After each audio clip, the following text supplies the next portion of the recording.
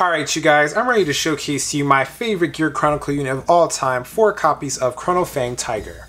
Now Chronofang Tiger as a grade 3, while it doesn't do as many fantastic things as Chrono Jet Dragon, Chronofang Tiger being able to set up for its key winning piece, which is Chrono Tiger Rebellion, which I'll showcase here, with the new support for Gear Chronicle is fantastic. These two together means that you'll have a Vanguard going with the new support. They'll retire 2 of your opponent's front row rear guards, gives you minus 10,000 to your opponent's shield. It's going to have force 2, so it gets a crit, 10k to the front row. You're getting +1 crit, +1 drive off of this. So your Vanguard swing and your rear guard swings for 3 attacks become fantastic. I think the additional effect of the new support cards, as well as how I've been operating the deck lately, means that defending is very hard for your opponent to do, and it actually uses up a lot of their hand, which is fantastic because, again, this deck doesn't do more than 3 attacks. So because you're doing 3 attacks, we actually maximize all of them with the effects of this. Normally in the past, having only like one or less card in your hand and having like dig out the other pieces and like turn and convert them into something was difficult, but because of the new support, we're able to like turn them into something and hold on to them later and showcase it to our opponent, so that this way we can maximize the effect of Rebellion and Chronofang Tiger. Now moving on to the grade 2, and the main grade 2 and the reason why this deck is able to be played at all is 4 copies of Steam Tamer Nani.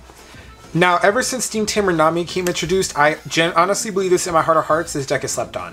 Nani lets us call into rear guard, and then we can bind all the cards in our hand. If we get 3 or more, we subtract another 5k from our opponent's shield.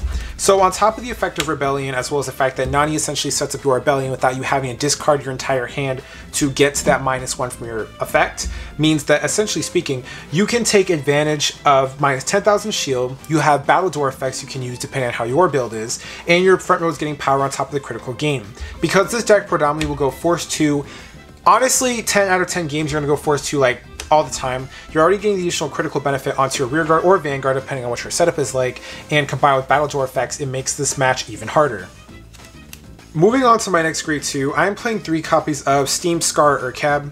Urcab has still been a solid grade 2 piece. It's my previous Chronofang Tiger deck profile. The additional +1 drive to Chrono Tiger Rebellion, on top of the fact that you get additional drive and a crit from Chronofang Tiger, essentially means that this card as a Vanguard gives you 2 drive checks. When you get to grade 4, it gives you 4 drive checks. And because a lot of the rear guards in our deck don't actually gain power themselves from their own effects, since we're not playing like Doo-Doo or any other support cards anymore, you are relying on triggers and your force marker as well as Rebellion's ability to make your numbers scary. So you definitely want to be able to get more triggers into your hand as soon as possible. And then its second effect does come up a little bit. This card counts itself as a grade 3 when you're going into stride. So on top of the grade 4 and grade 3, just count this card as another piece you can use when you're going to stride up. For my next grade 2, I am playing 3 copies of Chronobite Tiger. Now, as a supporting Vanguard or a rear guard, this card is fantastic. Being able to convert its discard into a critical means that if you are on a force 2, because they survive the first turn on this, you'll get the new force 2 marker, which means it's a 3 critical attack. The Vanguard's a 3 critical attack. It makes it really hard to guard against these attacks, and it makes them mandatory as well, because 9 times out of 10 games you're going to be holding your opponent at 3 damage or 3-4 damage, because your rear guard's getting crit, your Vanguard is getting a crit. So in terms of like final turn aspects, this is definitely one of the cards you want on the rear to support you. You'll just start dropping onto the board after you get done activating the effects of your Urcab, your Nani, whatever sort of setup pieces you have already set up on the board to get your winning condition off. Next up, I play 2 copies of Steam Mechanic Nabu.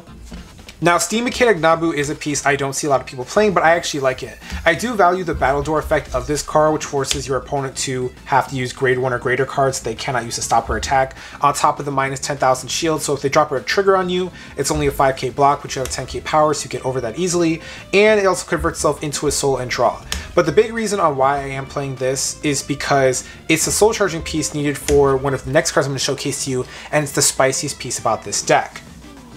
Alright, and now for the spiciest piece of this deck. This is a card I play that a lot of people don't see coming, but I think it's kind of slept on. I am playing 2 copies of Steam Fighter Shuttle. Now, Steam Fighter Shuttle is amazing, and a lot of people don't see this card coming. So what this card does is, when this card is discarded from your hand during your turn, you Soul Blast 1, and until the end of your opponent's turn, they cannot call grade 2 or greater cards from their hand to Guardian Circle. Now, this is a card I actually put myself on through going through different combos and other stuff, but Shuttle actually has come up a lot in my games. This card, when you go first, It means that your opponent can't guard with their grade 3 Heal Guardians, and if you're playing against Astral Poets, they can't guard with their grade 3 Dragon. And in Fenrir, they can't use the grade 2 thing that like retires something and then calls the top card of their deck. This card actually does deny a lot of decks some of their like specialty defense cards if they want to play those, because they can't call grade 2 cards from their hand to Guardian Circle to stop you. And it knocks out 3 of like the most popular decks like best defense gimmicks, like Astral Poets, Fenrir, things of that nature. It stops from taking advantage of those. Now moving on to my grade 1s, I'm playing 4 copies of Chronotooth Tiger. A really good starting Vanguard. It's +2 draw. You get to draw 2 on the next turn after this card, build up your hand, fetch out those pieces, and then it becomes a Counterblast 1, draw a card, and get you a body back on the board for next turn for an extra booster when needed. Next up, I play 4 copies of Steam Maiden Ribble. This card helps recycle your grade 4 Rebellions. It's the only grade 4 you're going to go into this deck. Converts itself into a draw, gets power, as well as give you a body. Ooh, just a perfect discarding piece in this deck, as all of our effects forces you just some great discarding. So this card become a 13k booster or a 23k attacker, depending on what your scenario in, is fantastic for this deck as well. And for my final grade 1, I am playing 3 copies of Lost Gear Dog 8. This deck is a bit of a glass cannon. You have to make sure everything goes right. You want to make sure you're riding into your grade 3. So therefore, if you draw into this, you get the Chronofang. If you have a Heal Guardian, you get the Chronofang. It makes sure that you get to proper ride target that you need. And it counts stuff like Urcab as another discarding piece for striding, so you don't have to worry about that. And now for triggers in this deck. My trigger lineup with this deck is 4 of the Heal Guardian. I am also playing 7 critical with 4 copies of Steam Bomber Diggle, 3 copies of Ring Ring Worker, and I'm playing 5 draw triggers with 4 copies of Steam Guard Castilla, as well as 1 copy of Roly Poly Worker.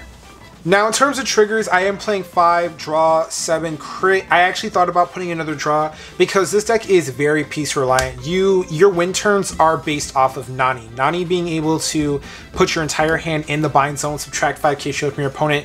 That's a really big deal. Otherwise, you're just playing old Chronofang, which I don't think it's not powerful. I just think that compared to how fast everything is now, Nani, you have to draw into it. You have to at least hold on to 1 Nani going into any turn you want to go into this, or at least when you go on to your final turn. Otherwise, you want to push hard in the early game and start confirming damage by calling boosters behind your Vanguard to make sure that those attacks hit and things of that nature.